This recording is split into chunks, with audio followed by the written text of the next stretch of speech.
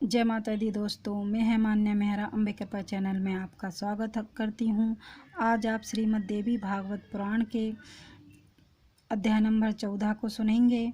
और अगर ये वीडियो अगर आपको अच्छा लगता हो तो चैनल को लाइक एंड सब्सक्राइब करें। धन्यवाद। अतः चतुर्दशो अध्यायः। व्यासपुत्र सुखदेव के अरणी से उत्पन्न होने की कथा तथा व्यास जी द्वारा उनसे ग्रस्त धर्म का वर्णन। सूत जी बोले, उस सुंदरी असिता पांगी घृताची को देखकर व्यास जी बड़े असमंजस में पड़ गए और सोचने लगे कि यह देव कन्या अप्सरा मेरे योग नहीं है, अतः अब मैं क्या करूं। वह अप्सरा भी व्यास जी को चिंतित होता देखकर भयभीत हो गई कि कहीं ये मुझे श्राप ना दे दे। तत्पश्चात भय से व्याकुल वह अप्सरा एक सुकी का रूप धारण करके उड़ गई। व्यास जी उसे पक्षी के रूप में देखकर आश्चर्य में पड़ गए। उसे देखने मात्र से व्यास जी के शरीर में काम का संचार हो गया और प्रत्यंग में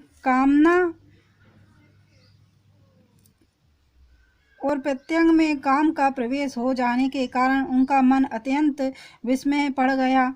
बड़ी धीरता के समान मन को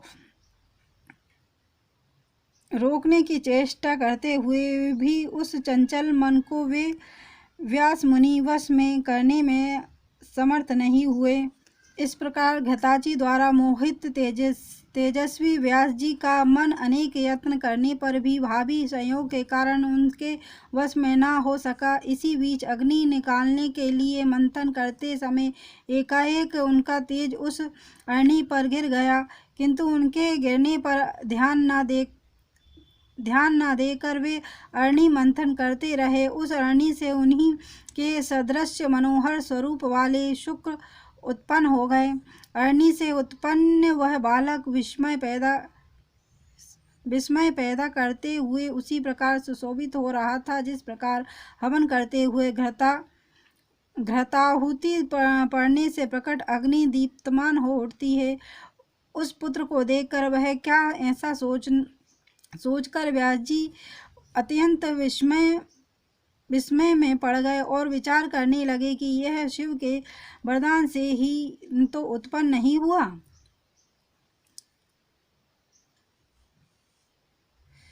इस प्रकार अग्नि गर्भ से उत्पन्न वह तेजस्वी पुत्र शुक्र अपने तेज से दूसरे अग्नि के तुल्य दीप्तमान प्रतीत हो रहा था।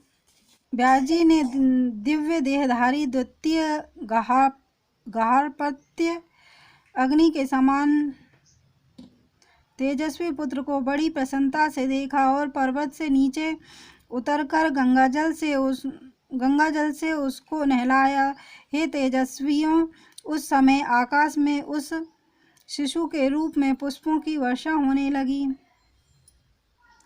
उस शिशु के ऊपर पुष्पों की वर्षा होने लगी। व्यास जी ने उसका महात्मा, शिशु का जात कर्म आदि संस्कार किया।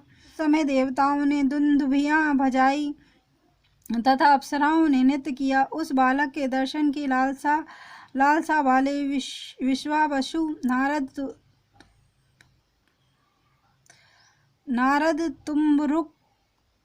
तुम्बुर आदि सभी गंधर्व राज प्रसन्न होकर शुक्र के जन्म पर गान करने लगे।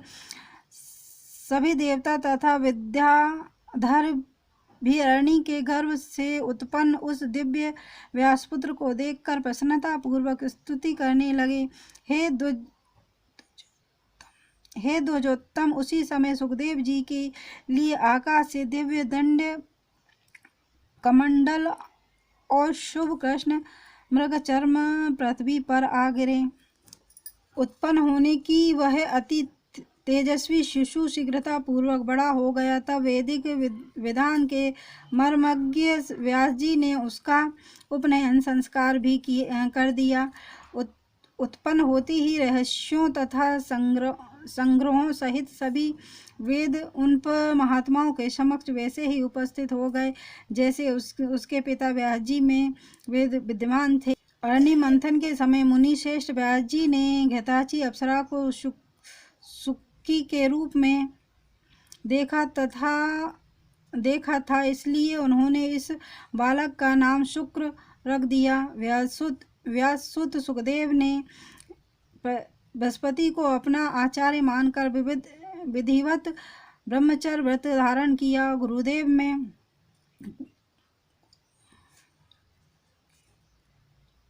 गुरुकुल में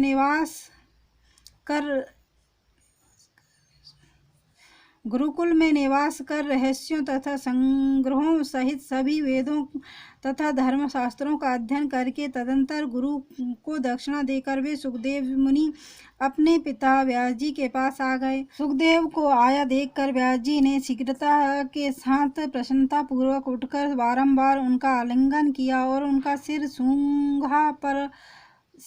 सूंघा। परम पवित्र व्यास जी ने सुखदेव जी के कुशल क्षेम तथा अध्ययन के विषय में पूछा तथा उन्हें आश्वस्त करके अपने पावन आश्रम में रख लिया। तत्पश्चात व्यास जी सुखदेव जी के विवाह के विषय में सोचने लगे। एक दिन परम तेजस्वी व्यास जी ने सुखदेव जी से किसी सुंदर मुनि कन्या की चर्चा की। उन्होंने अपने पुत्र सुखदेव से कहा, हे पवित्रात्मक, तुमने वेद तथा सभी धर्म शास्त्रों का अध्ययन कर लिया है, अतः हे महामते, अब तुम विवाह कर लो और गृहस्थ आश्रम में रहकर देवताओं और पितरों का यजन करो। और हे पुत्र, तुम सुंदर स्त्री को स्वीकार कर मुझे भी ऋण से मुक्त कर दो। अपुत्र की गति नहीं होती और उसे स्वर्ग कदापि नहीं मिलता। इसलिए हे महाभाग पुत्र, अब तुम गृहस्थ आश्रम में प्रवेश करो और हे सुख, हे पुत्र, गृहस्थी बनकर मुझे भी आनंदित करो। ऐसा करके हे महामते, हे पुत्र, तुम मेरी महान आशा परिपूर्ण करो। हे शुक्र, कठिन तपस्या करके मैंने तुम्हारे जैसा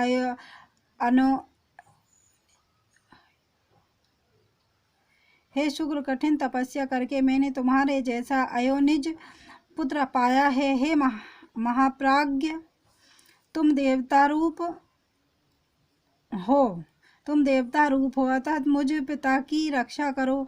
सूत जी बोले, हे ऋषियों, ऐसा कहने वाले व्यास जी के पास उपस्थित विरक्त सुखदेव जी ने गृहस्थ आश्रम में अनुरक्त अपने पिता से कहा। सुखदेव जी बोले, हे महामते, हे धर्मज्ञ, हे वेदव्यास, आप क्या कह रहे हैं? मुझ शिष्यों को आप तत्व ज्ञान का उपदेश दें, मैं आपकी आज्ञा का पालन करूंगा। व्यास जी बोले, हे पुत्र, तुम्हारे लिए मैंने सैकड़ों वर्ष कष्ट सहकर जो तपस्या की और शिव जी की आराधना की, उसके फलस्वरूप मैंने तुम्हें पाया है।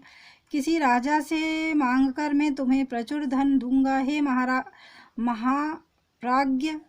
महाप्राज्ञ, तुम श्रेष्ठ यौन प्राप्त करके सुख का उपभोग करो। सुखदेव जी बोले, हे तात, आप बताएं कि इस मनुष्य लोक में भला विपत्ति रहित कौन सा सुख है? बुद्धिमान लोग दुख से युक्त सुख को सुख नहीं कहते।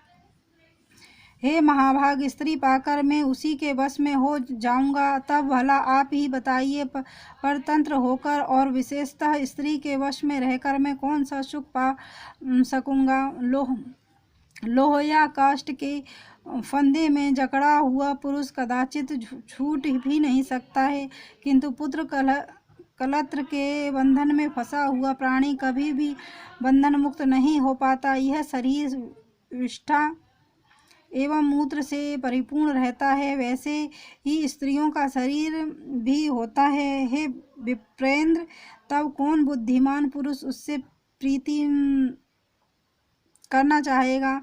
हे विप्र श्रोमणे, मैं आयोनिज हूँ, तब योनिजन्य सुख में मेरी बुद्धि कैसे होगी?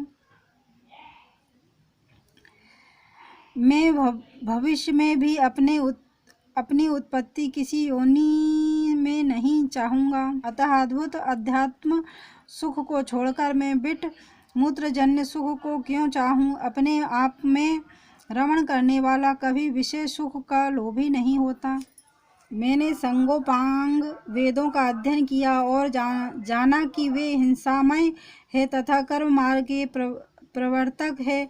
मुझे गुरु रूप में बृहस्पति प्राप्त हुए। वे भी गृहस्थी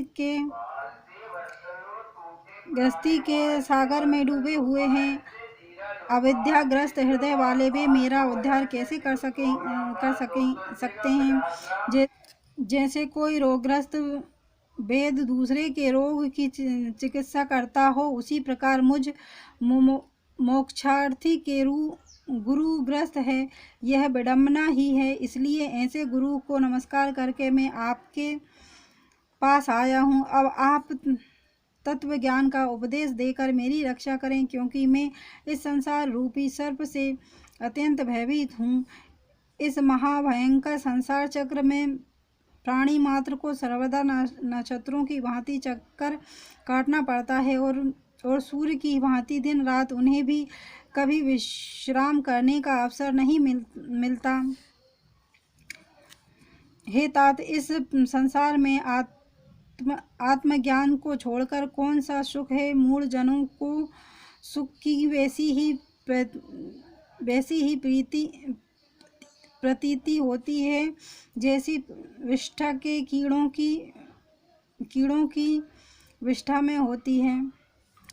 वेद शास्त्रों को पढ़कर भी जो सांसारिक सुख में फंसे रहते हैं, भला उनसे बढ़कर मूर्ख और कौन होगा। उन्हें तो कुत्ते, घोड़े एवं सुअर आदि पशुओं के समान धर्म वाला समझना चाहिए। दुर्लभ मानव तन को पाकर तथा वेद शास्त्रों का अध्ययन करके भी यदि मनुष्य इस संसार में बनता है, तो दूसरा भला कौन बंधन मुक्त हो सकता है। इससे बढ़कर संसार में कोई दूसरी अद्भुत बात नहीं है कि पुत्र कलत्र और घर के बंधन में पड़ा हुआ भी पंडित कहलाता है। जो मनुष्य इस संसार में माया के सत्य, व्रज, तम रूपी तीनों गुणों से बांधा नहीं जाता, वही विद्वान, बुद्धिमान एवं शास्त्र में पारंगत है। दृढ़ बंधन में डालने वाले व्यर्थ विद्या अध्ययन से क्या लाभ। उसी का अध्ययन करना चाहिए जो शीघ्र ही बंधन से मुक्त कर दे। पुरुष को बंधन में जकड़ लेने के कारण ही उसे ग्रह कहा गया है। अतः ऐसे बंधन रूप घर में सुख कहाँ है। हे पिता, इसलिए मैं भयभीत हूँ। जो अज्ञानी, मंदबुद्धि तथा अभागे मनुष्य है, वे इस मानव जन्म को पाकर भी पुनः बंधन में पड़ जाते हैं। व्यास जी बोले, ग्रह बंधन नागर नहीं है और ना बंधन का कारण ही है। जो मन से बंधन मुक्त है, वह गृहस्थ आश्रम में रहते हुए भी मुक्त हो जाता है। जो न्याय मार्ग से धनोपार्जन करता है, शास्त्रोक्त कर्मों का विधिवत संपादन करता है, पितृ श्राद्ध आदि यज्ञ करता है, सर्वदा सत्य बोलता है तथा पवित्र रहता है, वह गृहस्थ में रहते हुए भी मुक्त हो जाता है। ब्रह्मचारी, सन्यासी, वानप्रस्थी तथा व्रतोपासना करने वाला, ये सब मनुष्य मध्योत्तर काल में गृहस्थ के पास ही जाते हैं। वे धार्मिक गृहस्थ श्रद्धा के साथ मधुर वचनों द्वारा सबका सत्कार करते एवं अन्नदान से उन्हें उपकृत करते हैं। गृहस्थ आश्रम से बढ़कर कोई दूसरा आश्रम देखा या सुना नहीं गया। वशिष्ठ आदि आचार्यों और तत्वज्ञानियों ने इसका आश्रय ग्रहण किया है। हे महाभाग, वेदोक्त कर्म करने वाले गृहस्थ के लिए क्या असाध्य रह जाता है। वह स्वर्ग, मोक्ष अथवा उत्तम कुल में जन्म जो कुछ भी चाहता है वह हो जाता है। एक आश्रम से दूसरे आश्रम में जाना चाहिए, ऐसा धर्मज्ञों ने बताया है। अतः आलस्य रहित होकर गृहस्थ संबंधी कर्मों को संपादित करो। हे धर्मज्ञ पुत्र, देवताओं, पितरों एवं आश्रित जनों को विविध विधिवत संतुष्ट करके, पुत्र उत्पन्न करके और उसे भी गृहस्थ आश्रम में लगाकर पुनः गृहस्थ त्याग कर वन में जाकर श्रेष्ठ व्रत का आश्रय ग्रहण करो। वहाँ वानप्रस्थ आश्रम पूर्ण करके उसके बाद संन्यास धारण करो। हे महाभाग, इंद्रियां मनुष्य को निश्चित रूप से उत्तम बना देती है। जो मनुष्य स्त्री रहित होता है उसे मन पांचों इंद्रियों सहित विकल कर देता है। हे महामते, इसलिए उन बलवान इंद्रियों पर विजय पाने के लिए स्त्री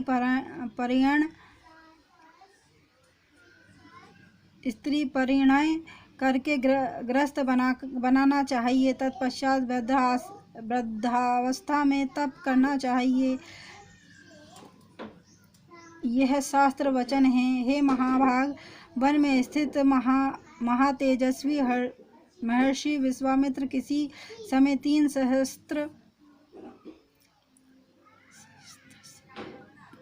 समय 3 सहस्त्र वर्षों तक निराहार और जितेंद्रिय रहकर अत्यंत कठोर तप करके भी मेनका को देखकर मोहित हो गए और उन्हीं के तेज से पुत्री रूप में सुंदर शकुंतला पैदा हुई।